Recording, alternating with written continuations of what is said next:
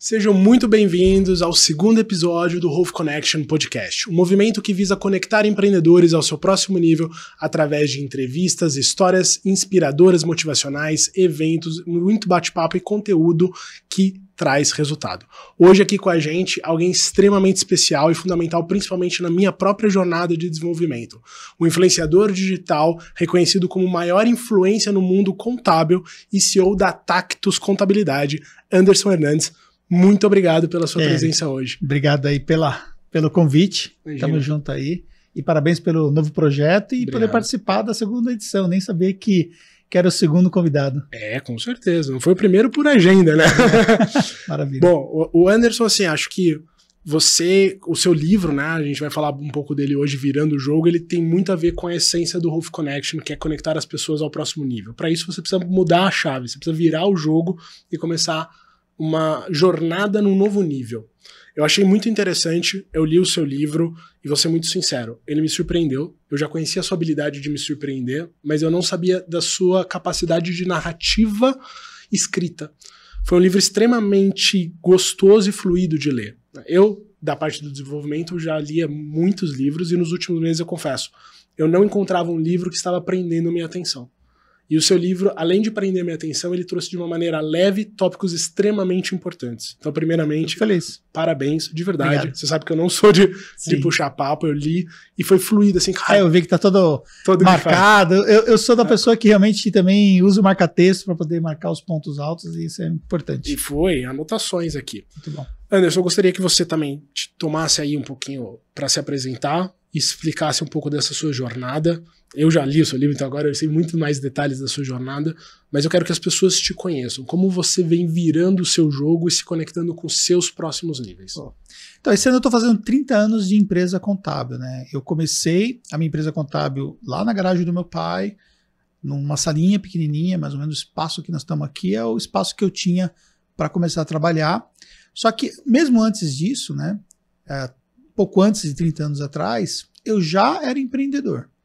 Eu tive comércio junto com meu pai, eu trabalhei prestando serviço, eu fiz muita coisa até me achar de fato dentro do universo contábil e depois eu fui transacionando para outras áreas, como a área de educação, que hoje é um dos aspectos que mais eu me dedico hoje, além de estar à frente do meu negócio contábil. Então, é uma jornada de empreendedor, de um cara que começou do absoluto zero, sem ter recurso nenhum, e que só teve uma experiência profissional na vida, dos meus 14 anos e meio até os meus 16, um ano e meio, trabalhando como office boy numa empresa em São Paulo. E depois disso eu saí de lá e falei, eu não quero mais trabalhar para ninguém, e aí eu quero ser empreendedor.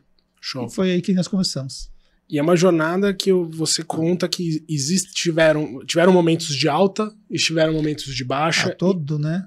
A vida nossa sempre é altos e baixos, né? A gente tem que entender que a vida é uma jornada e, como tal, tem coisa que dá certo, tem coisa que não dá errado. Aliás, se a gente for analisar friamente, a gente vai ter mais pontos de coisas que não dão certo na nossa vida, principalmente quando você empreende, do que dão certo. Só que o que a gente tem que analisar é a relevância daquilo que dá certo versus aquilo que dá errado. Então, na somatória geral, você precisa ter algo positivo. Então, ou seja, as coisas que dão certo, elas têm que ser tão bem certo que elas acabam suprimindo as coisas que deram errado. E isso tem a ver com os negócios, tem a ver com a vida também. Ou seja, os erros que você teve foram fundamentais para os sucessos que você conquistou. Às vezes não necessariamente erros, né? Mas simplesmente algo que você tentou e não deu certo. Perfeito. E não necessariamente você cometeu um erro para algo não dar certo. Simplesmente você tem variáveis incontroláveis. E essas variáveis incontroláveis, elas podem simplesmente atrapalhar um projeto.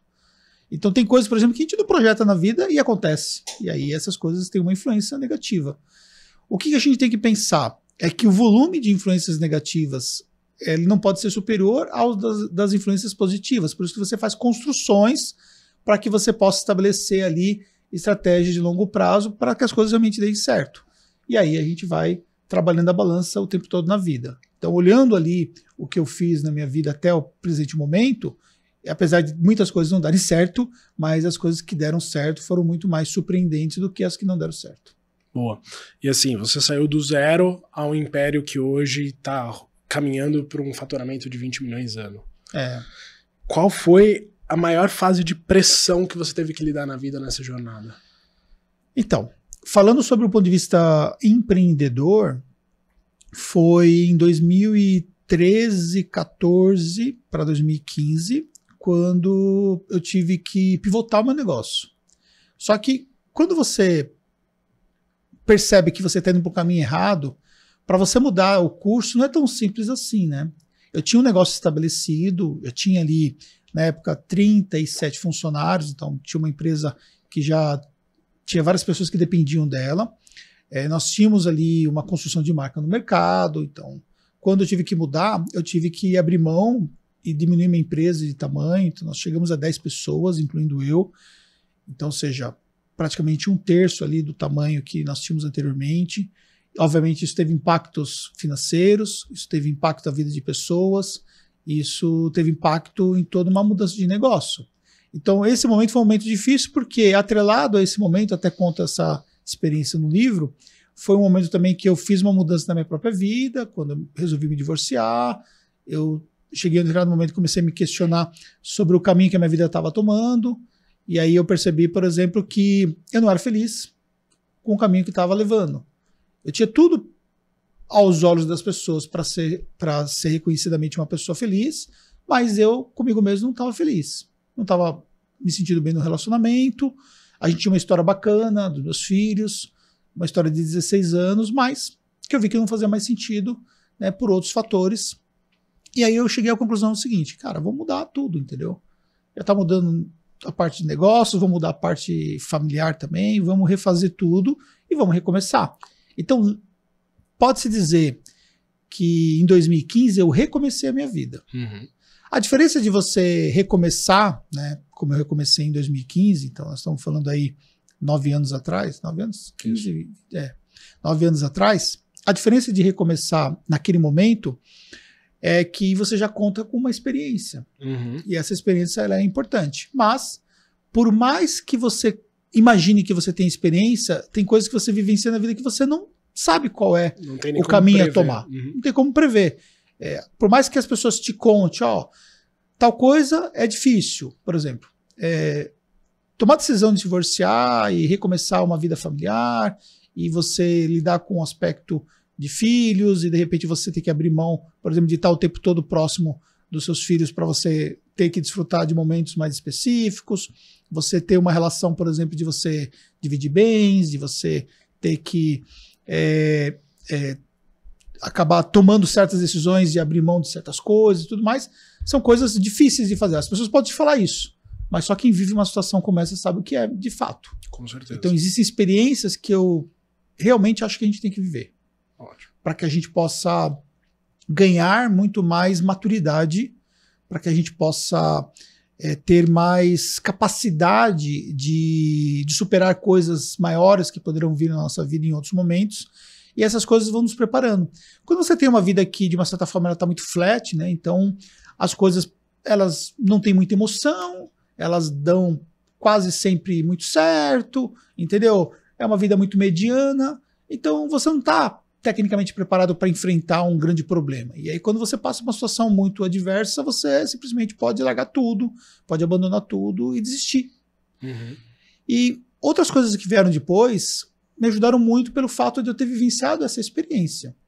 Então, outros problemas que a minha empresa enfrentou, que foram de natureza diferente, mas são problemas que a gente lidou isso de uma forma muito mais consciente, de uma forma muito mais madura, de uma forma muito mais preparada, porque eu já tinha vivenciado outros fatores. Então, ou seja, a gente tem que entender que tudo que passa na nossa vida é um aprendizado. E por mais que isso seja óbvio, o que a gente vê aqui na prática, as pessoas elas parecem não aprender com aquilo que elas passam na vida, porque elas cometem os mesmos erros, ou porque elas têm uma dificuldade enorme de tomarem decisões, mesmo sobre assuntos que elas já tiveram uma experiência anterior. Então, o fator hoje, dentro do empreendedorismo, dentro da vida de um modo geral, é a gente ir para uma caminhada onde nós estamos evoluindo a cada dia. Então, por exemplo, eu viajei 2 horas para vir para cá, para encontrar com você, e a gente tem uma agenda aqui, né, depois e tal, então, ou seja, é um dia de evolução. É um dia de evolução que começou na hora que eu saí de casa, que eu vim ouvindo 2 podcasts no caminho, então eu aprendi nesse caminho, eu estou aqui nesse momento tendo a oportunidade de bater um papo aqui com vocês e contando a minha história e estou aprendendo ao mesmo tempo, porque é uma outra experiência, um outro ambiente, são coisas diferentes. E aí a gente vai sair daqui e a gente vai almoçar junto, a gente vai conversar, a gente vai trocar ideias, a gente vai passar por outras experiências. E eu volto depois mais 2 horas para casa com novos aprendizados, ouvindo mais outros 2 ou 3 podcasts no caminho e aprendendo mais coisas. Então, no final desse dia, o quanto que eu aprendi, o quanto que eu tive a chance de evoluir. Uhum. Esse é o caminho. Agora, as pessoas, elas parece que não evoluem. Elas param no tempo, ficam com a cabeça alienada, e aí a vida vai acontecendo e elas simplesmente vão levando a vida e nunca vão virar o jogo. E a nossa vida é uma vida de virada constante de jogo, que a gente precisa pensar. Cada trajeto que a gente começa, cada novo desafio é uma nova virada, é um novo game. A gente tem que entender como é que a gente está jogando esse jogo. Sensacional, assim. Até queria pegar, assim, contextualizar um pouquinho para a próxima pergunta, né? Dentro desse conceito de jogo, eu fui analisando alguns clientes, algumas pessoas, eu entendi que existem pessoas que estão no jogo da sobrevivência, é aquele que quer só pagar a conta do final do mês, e normalmente tem muita dificuldade de tomada de decisão, porque ele só vai tomar a decisão que ele entende que é um ganho direto e instantâneo, ele não tem, às vezes, uma visão maior. Tem um cara que tá no jogo da estabilidade, que é o que você falou, aquela vida muito calma, que não tem muito desafio, que, né, a vida tá ali tudo meio que fácil, já tá na rotina. E tem um jogo do crescimento. E a partir de 2014 você entra num jogo de crescimento e vai rompendo barreiras e crescendo cada vez mais. E isso tá totalmente ligado ao seu processo de tomada de decisão. Tanto que no livro você traz até um framework que te ajuda a estruturar isso. E aí, às vezes são decisões muito grandes, como você sair do contábil físico para o digital, dos DVDs que você gravava para os infoprodutos, dos eventos, e às vezes são decisões menores. Eu vejo muitos empreendedores que têm muito menos complexidade no negócio do que os seus, e aí você chama às vezes para um network, você chama às vezes para um podcast, você chama às vezes para um assunto que é um dia a dia aprendizado e a pessoa não consegue decidir por ela não ver valor. Eu gostaria que você trouxesse um pouco, pode ser baseado no framework, na sua experiência, o seu processo de decisão. Né? Tanta decisão de, poxa, não, vou dirigir 4 horas num dia para estar com o Eric, gravar um podcast, almoçar com ele, debater assuntos, quanto questões mais, talvez, impactantes. Né? Eu achei muito interessante você usar ali decisões irreversíveis e reversíveis. Eu gostaria que você trouxesse sobre tomada de decisão, como o Anderson vê e toma as decisões dele como empreendedor. Então, quando você vai crescendo, você vai tendo mais complexidade nas decisões que você toma da sua vida, né? Isso é natural. Tal qual uma criança, que tipo de decisão uma criança tem que tomar? São decisões mínimas, a maior parte das decisões são tomadas pelos seus pais. Perfeito. Depois ela vira jovem, toma outras decisões. Um dia ela decide se casar, é uma grande decisão. Um dia ela decide se descasar, divorciar, é uma outra decisão. Ou seja, a vida é um progresso de decisões. A nossa habilidade para tomar decisões, ela precisa acompanhar esse progresso que a gente passa na vida. O que acontece é que às vezes as pessoas elas não estão preparadas para tomar desde pequenas decisões a grandes decisões. Ou elas gastam muita energia com uma pequena decisão, ou elas não gastam a energia necessária para uma decisão mais complexa e importante. Então, a primeira coisa que eu analiso é qual é o nível de irreversibilidade que aquela decisão teria. Então, por exemplo, se eu estou vindo para cá, então saí de São Bernardo, vim para Campinas, eu fiz um caminho. Eu venho pelo Waze. E aí o Waze está saindo como guia e tudo mais. Se porventura eu resolver testar alguma coisa diferente, eu saio da rodovia e pego um outro caminho, qual é o grau de irreversibilidade que eu tenho em relação àquilo? Eu simplesmente vou depois achar um outro caminho para voltar para aquele caminho e vou voltar para a rodovia e seguir meu caminho. Então, ou seja, é facilmente irreversível, entendeu? Eu posso, de repente, abrir mão se eu tenho ali um pouco mais de tempo disponível e arriscar alguma coisa porque eu, de repente, vi um advento que talvez eu acho que aquela inteligência não vai me ajudar, que é o Waze, então eu vou tomar uma decisão. Ponto. Agora, se eu pegasse se eu tenho que pegar um voo para Curitiba e no aeroporto lá eu decido mudar minha passagem e ir para Porto Alegre, o que acontece? Apesar de ambos estarem numa direção para a região sul, mas são caminhos completamente diferentes. Então, o nível de reversibilidade é muito maior, porque eu não tenho como mudar no meio do caminho, que eu estou no voo errado, eu mudar para Curitiba. Eu não posso chegar lá e falar assim, escuta, eu vim para Porto Alegre, mas na verdade eu tinha que vir para Curitiba, eu me arrependi. Não, eu vou ter que pousar em Porto Alegre, eu vou ter que pegar um outro voo, eu vou ter que fazer todo um progresso para Curitiba. Então, ou seja, é muito mais complexo. Então, coisas que são facilmente reversíveis, a gente não precisa gastar muita energia para tomar essa decisão. E muitas vezes você dá autonomia para outras pessoas tomarem. Que você fala sobre a análise e mentoria, né? O acompanhamento nesse processo de tomar decisão. Porque assim, é reversível. Então, eu tenho lá, pensando no empreendedor, você tem a página de vendas lá do seu produto, do seu serviço e tudo mais e tal. A cor do botão é uma decisão totalmente reversível. Perfeito. Então, para que você ficar gastando energia decidindo pela cor do botão? Você pode deixar o web design decidir isso e em um determinado momento, se você quiser mudar a cor, você simplesmente vai e muda a cor e está tudo certo. Agora, quando a gente olha para decisões que envolvem, por exemplo, uma sociedade. Então, se você faz uma sociedade com uma pessoa para você desfazer essa sociedade, você tem um grau de reversibilidade muito maior. É muito mais difícil você reverter. É irreversibilidade. Então é mais difícil você reverter. Então você precisa pensar muito mais antes de tomar uma decisão, buscar um aconselhamento. Então eu vou, por exemplo, tomar uma decisão como essa e várias decisões que eu tomo, eu vou pedir aconselhamento de pessoas. Então nunca eu vou pegar uma grande decisão e vou apenas confiar naquilo que eu imagino que seja certo. Eu sempre vou buscar ajuda de uma ou mais pessoas, em alguns casos 3 ou mais pessoas, para ter opiniões diferentes, para poder entender coisas que eu não estou enxergando em relação àquele assunto e que essas pessoas podem me ajudar dando luz ali à visão delas. E aí, para tomar uma decisão de forma mais assertiva. Então, esse é o primeiro aspecto que a gente tem que considerar quando a gente vai tomar uma decisão importante. E na sua jornada, assim, você fala muito sobre o processo de mentorias, networkings, participações e mastermind. Qual foi o grau de importância no desenvolvimento pessoal do Anderson para ele sair do zero ao que você está hoje, né?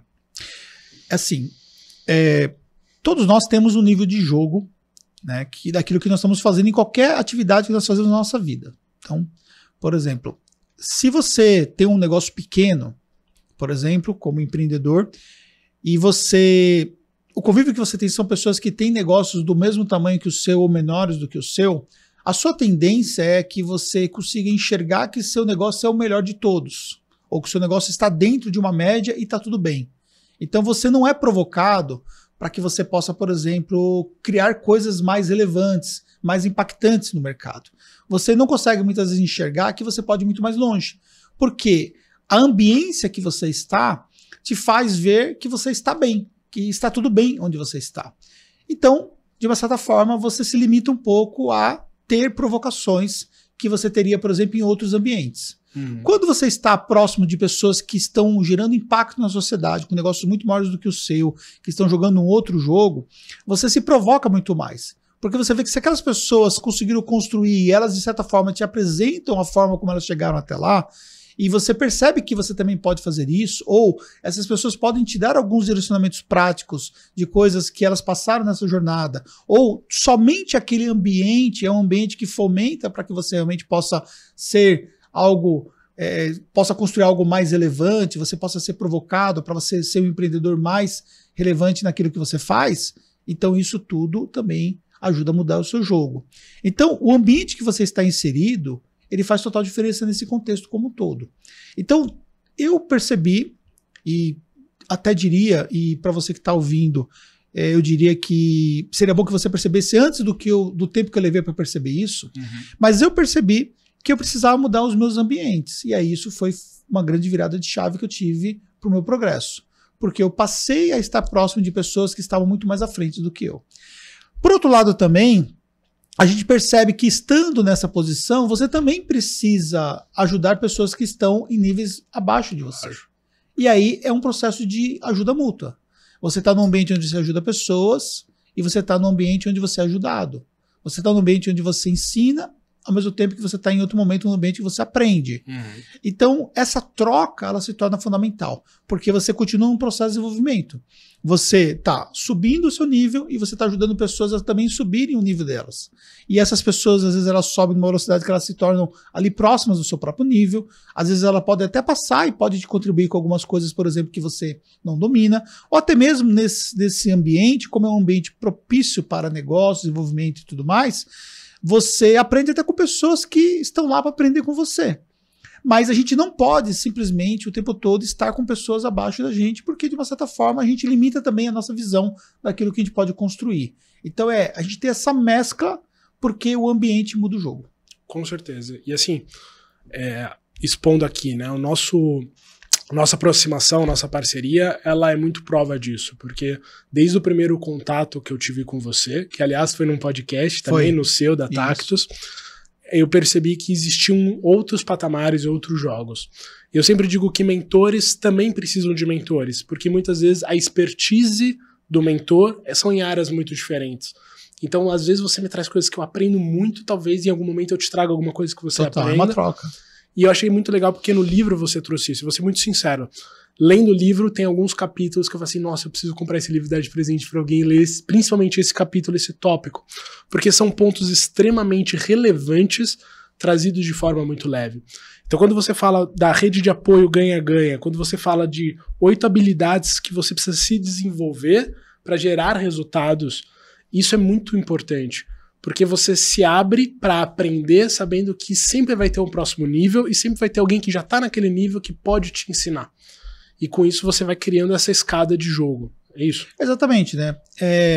Tem muitas pessoas que passaram pela minha vida que tiveram um papel muito importante e que continuaram muitas vezes também tendo um papel importante como tem até hoje. E é uma coisa, por exemplo, que a gente tem que prezar, né? Quem são as pessoas que contribuíram para o seu desenvolvimento, porque em determinado momento você também contribui para essas pessoas e você continua construindo uma rede de apoio mútuo. Então são pessoas, por exemplo, que às vezes eu tenho que dedicar o meu tempo para poder fazer alguma troca e essas pessoas também dedicam o tempo delas em outros momentos e assim vai. Então a vida é uma eterna moeda de troca, né? A gente tem um capitalismo, né, do ponto de vista de network que tem que ser respeitado, onde as pessoas elas não podem simplesmente entrarem dentro de um ambiente ou construir um relacionamento somente com a ótica de que elas querem ganhar, querem receber. Por quê? Porque em determinado momento isso vai acabar. Agora, quando você entra num ambiente ou numa relação que é uma relação de contribuição, é uma troca. E aí isso tende a realmente durar muito mais. Então, assim, não perder contato com as pessoas estratégicas, você gastar tempo para almoçar com uma pessoa estratégica, trocar uma ideia com ela, se colocar à disposição do que você pode ajudar, entendeu? É uma troca contínua. Por quê? Porque essas pessoas, elas sempre vão te dar contribuições para o seu desenvolvimento e você vai ter a chance também de contribuir para essas pessoas em determinado momento. A gente nunca domina totalmente todos os assuntos. Então tem coisas que eu posso te ajudar, porque naturalmente eu sou mais experiente que você e você vice-versa. E a gente vai sentando e vai trocando essa ideia, entendeu? O fato de nós estarmos aqui é justamente por conta disso. Então, eu tenho uma experiência, por exemplo, de escrever livros, já foram 11 livros. Então, se você, por exemplo, quiser trocar uma ideia sobre essa experiência, eu posso trocar uma ideia e te ajudar. Claro, com certeza. Por outro lado também, eu não tenho a experiência que você tem na parte de desenvolvimento do ponto de vista emocional, do que você estuda, que você gasta energia e tudo mais. E a gente senta, eu troco uma ideia e falo alguma coisa lá e você traz a luz de um ponto de vista fundamentado por que aquilo acontece. Isso para mim é super importante, porque eu consigo entender por que as coisas são de determinada forma e eu não sabia por que as coisas são daquele jeito. Entendeu? Então essa troca é fundamental sempre. Show. Bom, a gente falou de ambiência, né? Então o ambiente que você tá, ele contribui, e agora o que você trouxe é que a gente precisa ter essa mentalidade de entrar num relacionamento para somar e isso se tornar um fluxo. Num dos capítulos do livro você fala muito sobre, de fato, uma visão estratégica da vida. Então eu queria trazer o tema aqui de intencionalidade e estratégia. Porque normalmente as pessoas entram com isso. Quero entrar só para ganhar, ou tenho só estratégia no business e não tenho estratégia na vida. E você é uma pessoa, como você falou, você se reinventou, e aí você teve parte de relacionamento que mudou, eu sei que você teve uma parte de saúde física que mudou, e você tem a história business que mudou. Como você vê essa visão estratégica da vida e da intencionalidade das suas decisões e movimentos? Vamos lá. Então a gente pode separar a nossa vida em diferentes etapas, né? Então vamos falar da vida profissional, nós temos a nossa vida pessoal e a nossa vida familiar. Então, dentro da vida profissional eu coloco ali as suas atividades profissionais, aquilo que você faz para gerar recurso financeiro pensando no longo prazo, o nível de impacto que você gera na sociedade através do seu trabalho. Então essa é a sua vida profissional. Então às vezes está ali numa pegada como empreendedor, como eu, no meu caso, eu sou influenciador também, e é uma atividade profissional, então eu encaro isso de uma forma muito séria, eu sei a importância e o impacto que eu gero na vida de muitas pessoas, então tem todo esse lado profissional. Na minha vida pessoal, tem a ver com a minha parte emocional mesmo, tem a ver como eu estou me sentindo, tem a ver com a minha alegria, meu nível de felicidade, as coisas que fazem sentido para mim, os meus hobbies, também o que eu estou vivenciando do ponto de vista da minha própria saúde. Então, se eu estou trabalhando na minha saúde pensando em uma longevidade, se eu estou me cuidando, se eu estou fazendo exercício físico e tudo mais. Então, aqui está a minha caixinha de vida pessoal. E a vida familiar é a minha relação com os meus filhos, a minha relação com a minha esposa, as pessoas que estão próximas dentro do meu ambiente familiar e que são ali, de certa forma, pessoas que eu escolhi ou que a vida colocou ali como fazendo parte desse ambiente. Então, qual que é o jogo, né? Como é que eu faço com que tudo isso ande de forma equilibrada, sabendo que o desequilíbrio faz parte do jogo? E eu vou explicar sobre isso. E ao mesmo tempo que eu consiga, no longo prazo, ver que eu não tive sucesso somente em um ambiente desses. Importante. Porque o que a gente vê na prática, tá? E pode parecer meio clichê isso, mas pessoas, por exemplo, que ganharam muito dinheiro, mas que tiveram problemas ali no casamento e tal, e tá tudo certo. Porque às vezes acontece você ter problemas e tudo mais. Só que você consegue corrigir esses problemas no longo prazo, você consegue reconstruir essa situação, você consegue, olhando para trás, você vê que as coisas deram errado, mas depois você conseguiu acertar, então tudo bem. Então, às vezes, por exemplo, um casamento não dá certo porque há um desenvolvimento de uma das pessoas, né, dessa relação, a outra não consegue acompanhar, e os mundos começam a ficar muito diferentes, e de repente você tem um distanciamento dentro do casamento. Então o próprio dinheiro, o próprio desenvolvimento pessoal, do ponto de vista pessoal, do ponto de vista profissional, desculpa, ele pode levar a esse tipo de desalinhamento, e a esse descasamento ali entre as visões de mundos. Por outro lado, isso não pode perdurar. Da mesma forma também que em determinado momento você deixa de privilegiar a sua saúde porque você está trabalhando demais e você está com uma carga muito mais efetiva, sempre foi uma pessoa que trabalhei muito e tal, mas em determinado momento eu cheguei à conclusão que, cara, se eu não olhasse para minha saúde, daqui a 10 anos eu estaria, né, com 20 quilos a mais do que eu tenho hoje, com a minha saúde toda fodida e uma série de problemas, e sei lá se eu conseguiria ter um nível mínimo de longevidade, ou se eu tivesse, que tipo de condição física eu chegaria, por exemplo, a 60 ou mais anos e tal. Então, eu falei, opa, preciso melhorar isso aqui. Então, eu comecei a entender que a vida toda é uma estratégia, né? E até tatuei isso no meu braço, né? A vida é uma estratégia, quando eu entendi isso. E nesse olhar estratégico eu o tempo todo eu preciso monitorar todas essas áreas. Perfeito. Entendeu? Então, por exemplo, hoje, como eu tinha um compromisso contigo, né? E por uma questão logística, eu não fui para academia.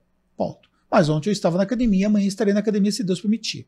Então, ou seja, eu abro mão de alguns aspectos em determinado momento. Você adapto a situação, porque eu também, né, agora não posso aceitar o convite do Eric porque eu tenho que estar na academia, que eu tenho um compromisso com o meu personal. Cara, também não vamos ser bitolados e achar, né, que a gente não pode quebrar alguns rituais que a gente estabeleceu para a nossa vida. A gente pode quebrar, só que a gente tem que entender que são coisas momentâneas.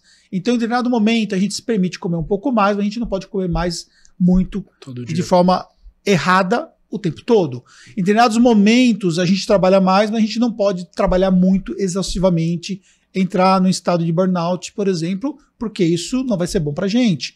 Em determinados momentos eu privilegio um pouco mais a minha relação, eu quero estar mais próximo da minha esposa, eu quero fazer um negócio bacana com ela, mas eu não posso achar que a minha vida é somente a vida bacana que tem, sem imaginar, por exemplo, que existem problemas entre casais, que existem situações que devem ser resolvidas, existem momentos também que eu vou querer ficar sozinho e ela também vai querer ficar sozinha e tá tudo certo. Então, é equilibrar tudo isso e olhar de uma forma estratégica tudo isso. Então, esse olhar começa a fazer conexões. Por quê? Porque na hora que eu organizo a minha agenda, eu organizo a minha agenda olhando para tudo isso. Você olha para sua vida como todo. Tá. Entendeu? É uma agenda que, pegar, por exemplo, o que aconteceu ontem. Ontem minha vida começou com o meu exercício físico, e aí depois foi para uma sequência de reuniões, compromissos, eu tinha um almoço com a minha esposa, que é um momento nosso, que a gente conversa, troca algumas ideias importantes no meio do dia, e aí depois eu fui para uma sequência de gravações, terminou a sequência de gravações, eu tinha fisioterapia do meu ombro e tinha depois pilates. E finalizou com um jantar em família. Então, se você pegar das 6 horas da manhã, quando começou o meu dia, até as 9 horas da noite, quando terminou essa fase, até eu ir dormir e tudo mais, e entrar no processo de desaceleração, e aí o sono já entra também nessa fase também, tudo isso estava estrategicamente pensado. Entendeu?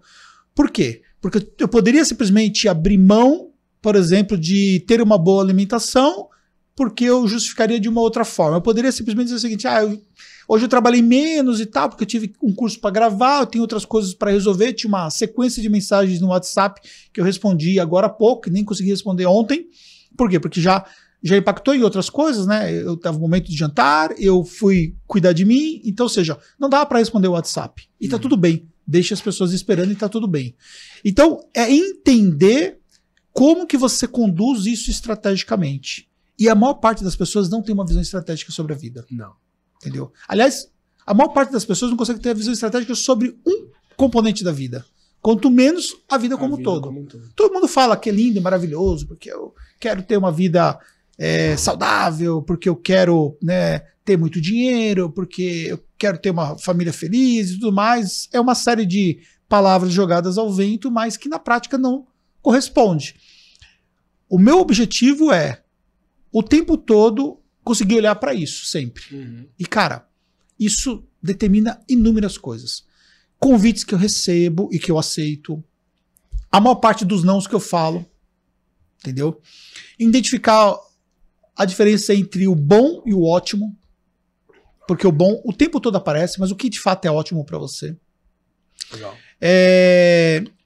Identificar os momentos de você parar, os momentos de você olhar para si mesmo, identificar quem são as pessoas que você deixa aproximar de você mesmo, os ambientes que você está inserido, porque existem ambientes que você tem a obrigação de estar lá, mas você não precisa permitir que o ambiente entre dentro de você. Perfeito. Então, se eu estou, por exemplo, no meio de um jardim, eu não posso impedir que os pássaros sobrevoem sobre mim e que até eventualmente cheguem perto de mim, mas eles não vão fazer um ninho na minha cabeça. Então, às vezes eu estou, por exemplo, ali próximo de alguns parentes que eu vejo que nitidamente não tem absolutamente nada a ver comigo, que não tem nenhum nível de contribuição e que eu estou num ambiente porque está no aniversário, porque está num ambiente familiar, numa comemoração específica e está tudo bem, mas assim, eles não fazem parte da minha vida. Certo. Eles não são pessoas que eu vou conviver. Por quê? Porque não faz sentido. Então, são escolhas. Escolher as batalhas que você vai querer ter e que fazem sentido.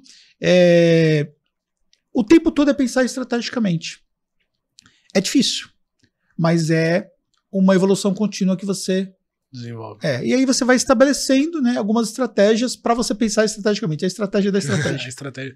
Não, acho que faz muito sentido. Eu lembro um conteúdo que eu vi seu que fala muito sobre isso, né? A gente tem um dia de 24 horas, a gente tem o nosso horário de sono, e muitas pessoas que trabalharam muito no CLT, quando começam a empreender, têm uma visão muito 8 horas de trabalho fixa, como um bloco de 8 horas seguidas, né? E nesse conteúdo você trazia exatamente essa questão do equilíbrio das áreas da vida. Você tem a saúde, você tem família, você tem trabalho, você tem desenvolvimento, alguns têm espiritualidade mais, outros menos, tá tudo bem. E aí você construir o seu dia das 24 horas às vezes intercalando esses blocos, onde você tem uma reunião às vezes 8 horas da manhã, às 10 você sai para algum compromisso pessoal, às 2 você tem outra reunião, depois você sai para uma parte de desenvolvimento.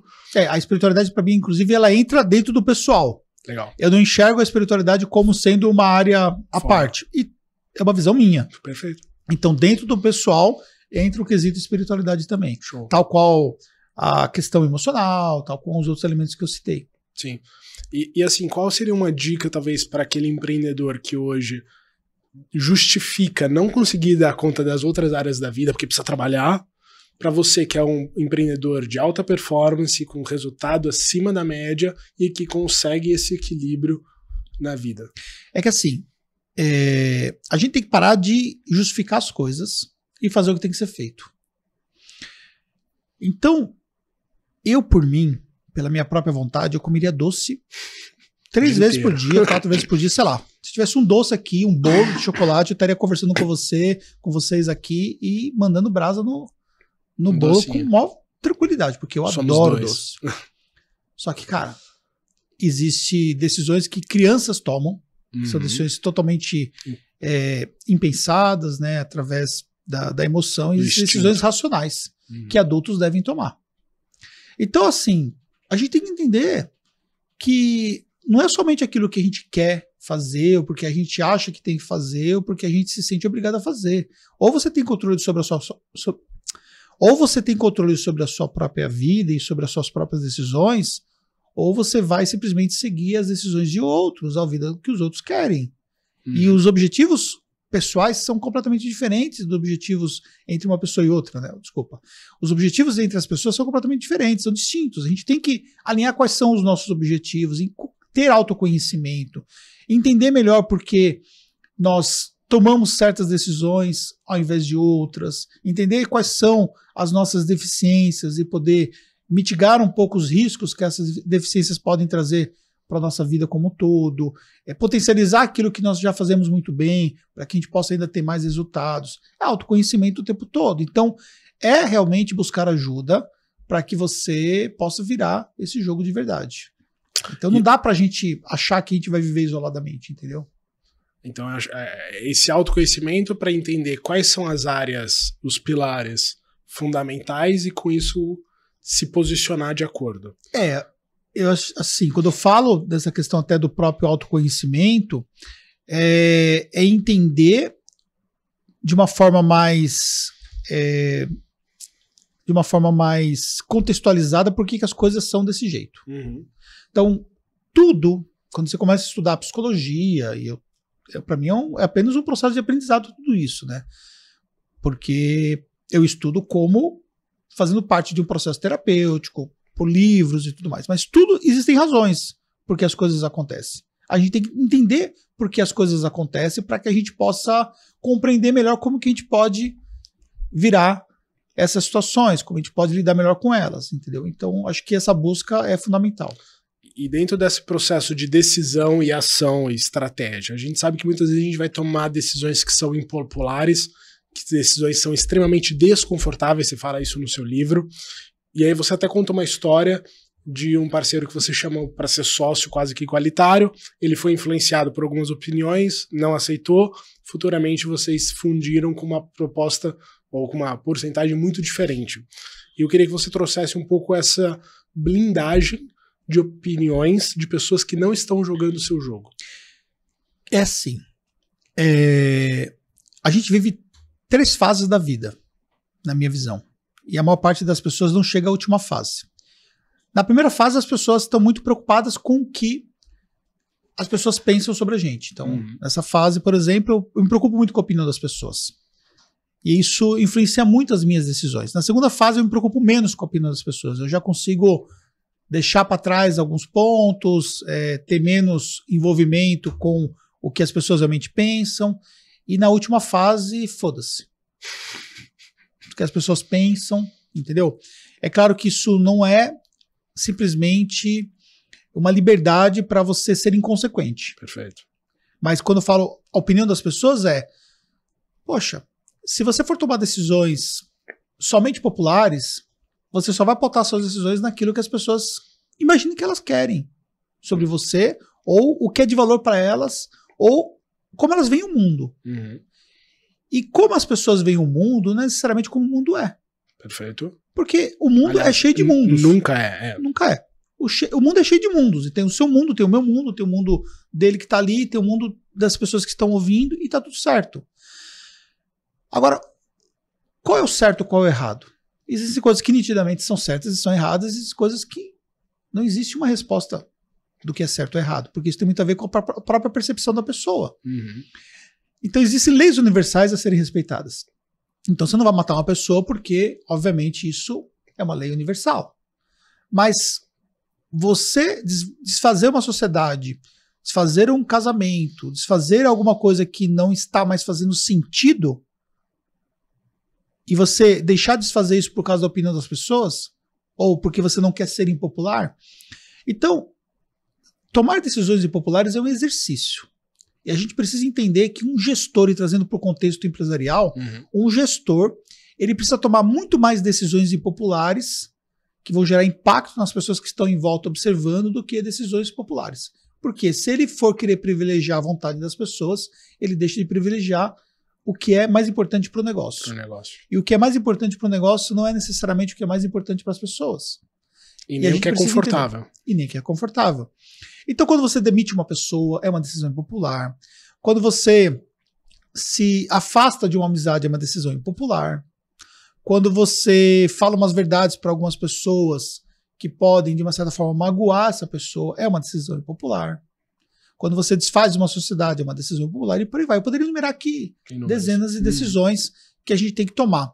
Só que a maior parte das pessoas, elas se condicionam a uma situação para não serem impopulares. Por isso que eu falei que existem 3 fases na vida. E a fase onde a pessoa não gostou, tá bom, foda-se, tá tudo certo, segue meu jogo, segue você o seu jogo e tá tudo certo. Sim. É uma fase que é libertadora, porque você não tá sendo diretamente envolvido pela opinião das pessoas que não vivem a sua vida, mas que têm opinião, entendeu? Sobre você. Sim. E tá tudo certo, porque você tá plenamente convicto que você não precisa agradar todo mundo. Faz muito sentido, porque assim, se você joga futebol e você quer saber como chuta melhor, não faz sentido um cara que joga cartas dar alguns conselhos às vezes, porque a regra do jogo que ele tá jogando, sem menosprezar aqui metaforicamente algum deles, é totalmente diferente. Por exemplo, você atua em áreas diferentes, você tem a parte da sua jornada que você foi palestrante, você tem 11 livros, você tem o maior evento de marketing do mundo, e quando eu resolvi fazer o primeiro evento, algumas pessoas falaram, não jogavam jogo, obviamente, Eric, isso não é do seu business, não tem nada a ver com você, não é, nanana, e criticaram, minaram uma ideia, enquanto que outras pessoas, por exemplo, que já estão nesse jogo, como você, que tem um evento, que tem um posicionamento e sabe o benefício que é, também sabe a dificuldade que é, fala assim, cara, se faz sentido pro seu negócio, faz. Eu acho fundamental perceber isso, porque pessoas que estão em níveis mais avançados do jogo tendem a apoiar pessoas que estão querendo jogar um jogo parecido. Enquanto que aquelas pessoas que estão jogando o jogo nenhum, né? O jogo da estabilidade, o jogo da derrota, o jogo da desculpa, da justificativa, elas vão criticar essas movimentações. E aí acho que me ajuda a construir isso. Para você chegar nessa terceira fase de vida, que é o foda-se em relação à opinião, que é lógico que é diferente de um aconselhamento, uma gestão, né, um alinhamento. Para você chegar na fase terceira, foda-se a opinião dos outros, e seguir o que você entende, você precisa estar muito convencido internamente sobre o que você quer alcançar. Não necessariamente. Acho que é uma construção quando você se permite tomar uma decisão que você sabe que não vai agradar as pessoas. Uhum. E aí você começa a se provocar em situações, aí a opinião das pessoas começa ali, de uma certa forma, mexer muito com você, só que tudo aquilo que é excessivamente perturbador, ele deixa de ser tão perturbador com a decorrência do tempo. É que nem uma dor. Uhum. Então assim, às vezes quando você não sente dor nenhuma, qualquer dorzinha que você sente, aquilo te incomoda. Só que quando você tem uma dor crônica, você aprende a conviver com aquela dor. E você convive com aquilo, entendeu? E aquela dor crônica, se for numa pessoa que não está acostumada a ter aquela dor, ela vai ter uma dificuldade muito grande de lidar com aquilo. Então é realmente, para mim, um exercício de evolução pessoal. Então você, às vezes, não está convicto necessariamente que é a melhor decisão, mas você está convicto que estar do jeito que está não é a melhor decisão. Entendeu? Uhum. Então, quando a gente, por exemplo, decide romper uma relação, que é algo bem difícil, romper algo que com alguém que esteve próximo de você durante muito tempo. Isso pode ser no âmbito pessoal, como pode ser no âmbito profissional. Você decide, não porque você necessariamente vai construir uma nova relação melhor do que aquela. Normalmente você tem uma incerteza total do que vai acontecer. Mas você sabe que você não está feliz, que as coisas não estão bem, ou que existe um desalinhamento na relação atual. E você simplesmente chega à conclusão que não faz mais sentido você continuar daquele jeito. E aí você toma a decisão. E aí, depois, você vai aprendendo com aquilo. Porque em determinado momento, as pessoas elas vão realmente te criticar. E é um exercício. Da mesma forma, quando você decide, por exemplo, ir para uma rede social, você está muito preocupado com o que as pessoas pensam de você. Até que você chega um momento que você não está mais preocupado com o que as pessoas pensam de você. Você simplesmente sabe que você está ali para fazer o seu trabalho. E que as pessoas que te criticam, na verdade, elas te ajudam porque elas geram mais engajamento, elas fomentam mais aquele conteúdo para chegar para mais pessoas. Então, ou seja, no final das contas, é entender que fale mal ou fale bem, estão falando dentro desse contexto de uma rede social e está te favorecendo. O grande fator é quando você quer ser bonzinho demais na vida. Você quer só agradar as pessoas e tudo você quer ser bonzinho. Evitar conflito. E você quer evitar conflito. E você sempre é aquela pessoa apaziguadora. E sabe, aquela pessoa que não se posiciona em nada. Cara, sai de cima do muro. Se posiciona. Impõe a sua vontade. Aprende a dizer não. Aquilo que não tá te fazendo bem, aprende a dizer basta. Aprende simplesmente a se afastar das pessoas que não estão fazendo mais sentido junto com você. Ou seja, tomar decisões que vão impactar no longo prazo da sua vida. Mesmo que agora gere um impacto um pouco negativo. Mas faz parte do jogo. Porque você não está aqui para agradar as pessoas no mundo. Você está aqui para poder viver a sua vida. E ponto final. Se você quiser viver a sua vida baseado na vida dos outros, você deixa de viver a sua vida. Só que acontece o seguinte, as pessoas muitas vezes elas percebem isso tardiamente ou simplesmente não percebem isso. E elas vivem uma vida totalmente fútil porque elas simplesmente passaram a vida toda pautada na vida, na vontade dos outros. E, consequentemente, deixaram de viver a própria vida. Na opinião dos outros, no que os outros querem jogar durante a vida. Tudo. Tudo. Simplesmente tudo, né? Sim. Então, como eu disse anteriormente, até tirando do contexto, pode parecer algo muito radical e tudo, mas não é radical. É apenas uma constatação de quem já foi muito criticado na vida. A gente não pode ser inconsequente, entendeu? Sim. Tudo aquilo que a gente faz, existe um nível de consequência. A gente tem que medir quais são as consequências daquilo que a gente faz. A gente tem que entender as leis naturais. E a gente tem que respeitar as leis naturais. Para isso, existem, né, coisas que são óbvias. Eu vou viver a minha vida, mas eu não vou prejudicar a sua vida. Exato. Eu acho que isso é muito Eu não vou passar por cima de você para poder atingir os meus objetivos, entendeu? É óbvio isso. Então, ou seja, eu não estou, em forma alguma, dizendo que você tem que fazer isso. Claro que não. Porque isso vai contra, inclusive, aquilo que eu tenho para mim como sendo parte do meu valor. Ótimo. Agora, se você está na minha frente impedindo, atrapalhando e tudo mais e tal, eu vou ficar parado olhando para você, esperando você sair, ou esperando a sua vontade, por exemplo, para que eu possa seguir meu caminho.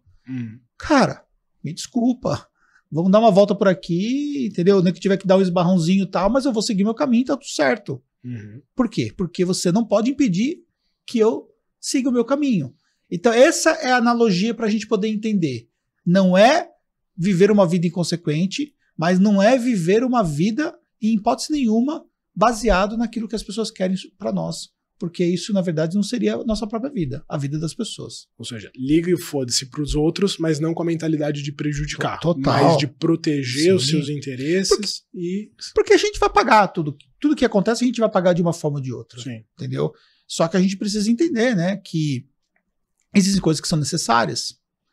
Porque, às vezes, quando você toma uma decisão impopular, você, de certa forma, você prejudica alguém. Mas qual é a razão por trás disso? É muito fácil as pessoas elas se apegarem sempre ao lado mais fraco da história. Por quê? Porque isso é o vitimismo, né? E você fala muito sobre isso, né? O vitimismo natural, o vitimismo intencional. São coisas, por exemplo, que as pessoas se posicionam como vítimas numa história e isso não deixa de ser uma forma das pessoas controlarem aquilo que elas querem. Quando a gente quebra essa relação de vitimismo, as pessoas que estão vendo de fora, elas não conseguem entender, até porque você não tem que ficar explicando sobre as suas decisões para todo mundo. Você não tem obrigação de dizer para as pessoas por que você está agindo de certa forma, por que você fez isso, por que você não quer tal coisa, entendeu? Simplesmente não quer e pronto, acabou. É um desejo seu, é uma opinião sua, é uma decisão sua. Ficar abrindo ali a sua vida para as pessoas que não faz o menor sentido, simplesmente só vai trazer vai conturbar ainda mais aquela situação e tudo mais. E tem certas coisas que simplesmente a melhor coisa que você pode fazer é ignorar, que as pessoas esquecem, porque a gente acha que as pessoas estão muito preocupadas com a gente, mas elas estão preocupadas de uma forma muito imediatista. Elas, 5 minutos depois, já esqueceram de você. Entendeu? Se esqueceram de você. Você vê quantas pessoas que, sabe, as pessoas estavam lá olhando pra ela e comentando, tal, aconteceu alguma pessoa, a pessoa morreu, 1 ano depois ninguém sabia mais da pessoa, ninguém falava mais sobre ela. Então a gente acha que existe um holofote sobre nós muito maior do que na verdade existe. Existe ali um feixe de luz, as pessoas estão ali, depois elas esquecem de você e tá tudo certo. Então as pessoas esquecem rapidamente do que aconteceu. E a melhor coisa que pode fazer às vezes é ignorar, deixa a coisa pra lá, porque o assunto simplesmente as pessoas vão esquecer e tá tudo certo. E esse é o ponto. Show. Pra gente ir pra última parte que eu quero trazer antes de abrir pra você também falar aí sobre os seus negócios, quem quiser acompanhar mais seu trabalho. As 8 habilidades que você trouxe para gerar resultados tá ligado a ter mais resiliência, manter um aprendizado contínuo, o networking, a autenticidade, né? Descobrir quem você é e para que isso seja sustentável, ter paixão no que você faz, superabilidade. Se eu tivesse que escolher uma dessas, assim, que você fala, cara, isso é o que foi um diferencial principal para mim entre essas 8 que eu concordo que precisam ser desenvolvidas, o que seria? A resiliência para mim foi fundamental. Resiliência. Porque é aprender a apanhar. Cara, tem que aprender a apanhar, velho. Você tem que aprender a apanhar. Porque todo mundo que conquista grandes coisas apanha muito na vida. O tempo todo. É muito fácil você olhar para alguém bem sucedido e achar, por exemplo, que dá tudo certo para ele e você não sabe o que ele apanha no dia a dia. E quanto mais você é capaz de apanhar e continuar seguindo em frente, mais você consegue ir mais longe em relação ao seu resultado. A maior parte das pessoas se protege o tempo todo, elas se retraem, elas evitam coisas que podem, né, trazer algum tipo de dificuldade para ela momentânea, entendeu? Elas desistem fácil dos seus objetivos quando tem o primeiro problema, o primeiro obstáculo. Agora, quem apanha, ele não desiste. Quem apanha segue o jogo. Isso faz uma diferença muito grande. Obrigado. E é o que eu defendo dentro do contexto do Wolf Connection, é isso. Olha quantas histórias, olhem quantas percepções, quantas viradas de jogo. E estar com pessoas que estão jogando um nível acima, de fato, nos motiva, nos orienta, nos dá, às vezes, visão e ânimo para apanhar mais. Porque você fala, poxa, não é que foi fácil pro Anderson.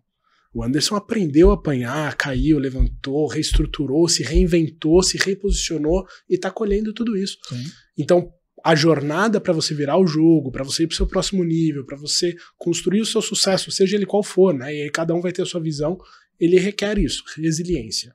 Aprender a lidar com o que deu errado, com as frustrações, com as porradas da vida, com a opinião, com o desconforto, com a impopularidade de decisões, mas para construir o resultado que você quer.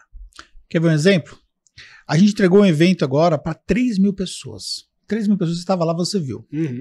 O primeiro evento que eu fiz, sabe quantas pessoas tinham? 500. Duas.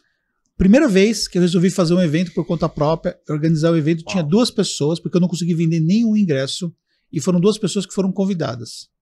E eu aluguei o espaço de um hotel, que caberia 50 pessoas, que era o que eu estimava colocar, e eu consegui convidar 4 pessoas, das 4 pessoas, 2 desistiram de ir, mesmo a convite, e 2 foram. E eu dei o evento para 2 pessoas.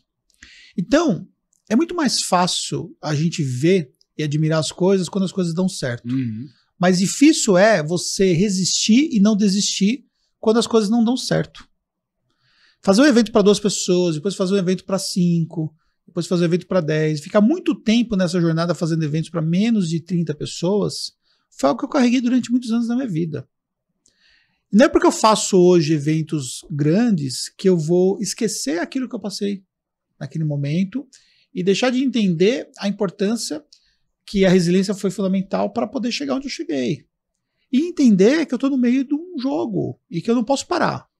Porque senão eu volto a fazer eventos para 3 pessoas, para 2 pessoas, se eu não continuar fazendo meu trabalho. Então, ou seja, a responsabilidade só vai aumentando à medida que você vai evoluindo. A gente precisa entender que é assim que é a vida. A gente não pode simplesmente parar. E se você continuar seguindo, estrategicamente você vai chegar nos seus objetivos. E eu agradeço você trazer isso, porque quando a gente tá com pessoas que estão jogando outro jogo, às vezes a gente compara os resultados. Aí você fala, poxa, o Anderson faz um evento de 3.000 pessoas, eu vou fazer um com 30, com 300, é muito pequeno, é lixo, nem vou fazer, ai que vergonha. Mas se você não começar pequeno, você nunca se torna grande. Sim. E acho fundamental trazer isso para criar consciência, né, e me coloco nisso, né, que fiz o meu primeiro evento agora, de que são degraus. E o importante é dar o primeiro passo. E que tivesse uma pessoa, mas quando vira 2, você dobrou 100%. Sim. E aí você vai crescendo até chegar nos patamares que são possíveis ou que você deseja. E aí cada um tem o seu objetivo de vida e de alcance. Né? Exatamente. Anderson, para quem quiser conhecer mais o seu trabalho como influenciador, como empreendedor, como mentor, onde as pessoas te acham, o que você gostaria de deixar de contato e de recado? Então, o contato principal é o Instagram. Então, Anderson Hernandes Oficial, você vai me achar lá no Instagram, e aí eu posto conteúdos diariamente, em formatos de vídeo, falando sobre empreendedorismo, sobre visão pessoal, enfim, várias dicas práticas para você poder continuar se desenvolvendo. E o meu recado final é que você simplesmente faça, é óbvio isso, mas o óbvio precisa ser dito. Que você simplesmente faça aquilo que você projetou para sua vida. Não importa o que aconteça, faça aquilo que você projetou para sua vida. Então, se o seu objetivo no longo prazo é você construir um negócio impactante que chegue a um determinado volume de faturamento, vendas e tal, volume de pessoas, que você busque o seu objetivo de forma estratégica, entendendo que na medida que você vai avançando, você vai ter que reorganizar a sua rota. As coisas não são uma linha reta onde tudo dá certo, você vai ter altos e baixos, mas que você nunca desista daquilo que você projetou para sua vida. Por quê? Porque esse objetivo maior que você tem, esse grande sonho que a gente chama, ele vai ser um impulsionador para pequenas conquistas. E curta o rolê.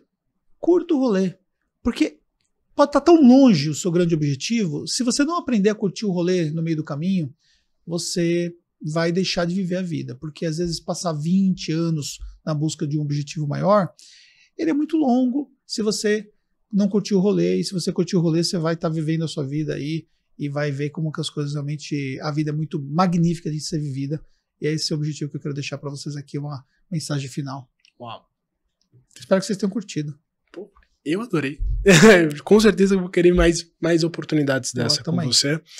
E espero que você que esteja escutando ou assistindo esteja entendendo que a finalidade desse movimento, chamado até então como Wolf Connection, é conectar as pessoas a isso, a histórias, a pessoas que já trilharam jornadas, já tropeçaram, já viraram um jogo, já alcançaram várias vezes o próximo nível, e que você saia daqui hoje, quando você estiver vendo, escutando isso, com um pouco mais de luz, um pouco mais de clareza, se sentindo talvez um pouco mais pertencente a grupos de pessoas que, mesmo distantes, estão motivando outras pessoas a trilharem esse caminho, e concordo plenamente. Acredite no que você quer alcançar, crie a sua rotina de maneira estratégica, para que você se aproxime gradualmente e se divirta durante o processo. Anderson, mais uma vez, muito obrigado por aceitar o convite. Espero que você tenha gostado de estar aqui e espero que vocês acompanhem a gente no próximo episódio. Até mais.